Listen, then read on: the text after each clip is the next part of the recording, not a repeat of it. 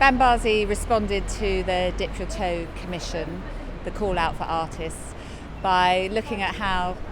for Victorian women, my first idea was, Victorian women, when they went swimming in these bathing huts, were all covered up and they were all hidden from view, and some of them had hoods that came down, and it really made me think of how nowadays still in Iran, if you're a woman and you're swimming, you have to swim in a headscarf and a coat. And when I've been swimming in Iran, I went in the Caspian Sea, I had to wear that, and then I went in the Persian Gulf, and actually what they do there is that you can have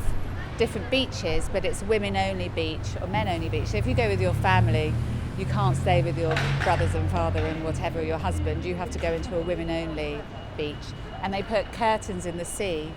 between you and the men so that you can't, and they have people in speedboats patrolling, the police patrolling you. So it's quite a different experience, and you think, well, actually it's fine if a woman wants to cover herself up when she's swimming, that's fine, but when it's not a choice, and that's when your freedom's being sort of curtailed. So we decided to make a film, and I went and swam in the sea in Brighton on a really lovely sunny day, but it was utterly freezing because it was April, and the sea was beautifully calm, and I went in swimming costume, and then I went in hijab, and it's just all the sort of effort and so on of doing that, and then overdubbed with that are women talking about swimming and their favourite swimming costume, and Iranian and British young women. And then the nice guy really liked the idea, but they also wanted something a bit more performative. And actually, BandBazi is a theatre company. So then I was thinking, well, what we could do, because these women aren't performers and might not feel like performing, is, and I don't really like acting out other people's stories, but I thought I will if I need to, is actually do a human library.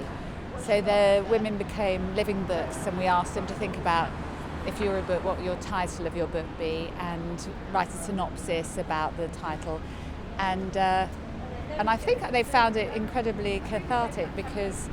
perhaps in the Iranian community, well, I know that because my father's Iranian, I know that everyone has a story. And so it sort of becomes, oh, let's not talk about that, and that's too painful, or we all have stories and we've all been through troubles, let's just try and forget it. And they're great sort of community for parties and all this sort of thing, and try not to talk about politics or talk about, why they came here and how they came here. So I really found that it was like almost opening up a sluice gate. They just talked, and I think it's been incredibly cathartic for them. So every Saturday we show our film, and you have to watch the film through a veil, and you can get 3 people at a time in to watch the film. And then on every Sunday it's a human library, and I act out any of the women who didn't have very good English and who were too shy to tell their story, or also very worried about the Iranian government, because there's still spies all over the world that are sent out. You can't really trust people, sadly, within the community. Although you can, if you have to know their family, know their relations and so on. But some people come into your sort of community that maybe are spies and are sent by the government, so everyone's wary. So I act out those women who are too shy, and then every week also 1 or 2 of the actual real women come and they do their own story. So today we've got Sarah, whose title is My Life, which is quite overarching title, and she's talking about coming from Iran to Sweden, then Sweden to the UK, and I believe one of the reasons they came is because her daughter was born with cerebral palsy, and in Iran at the moment the feeling is either that you committed a terrible sin and you're being punished if you have a disabled child,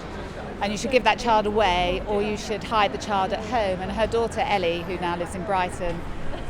has got a degree in business studies, is an expert in human resources, and has been able to have education and work possibilities here that she wouldn't have had if they were still in Iran. And for all the women, you just find that most of them, they want to go back and they would love to live there, but for either religious or political or social reasons, they have to be here, or they love it here. It's not home. And I think that's been quite a sort of poignant thing to feel that it's, they think they really value all their freedoms that they have here, but it's not their country, and their country is in such trouble.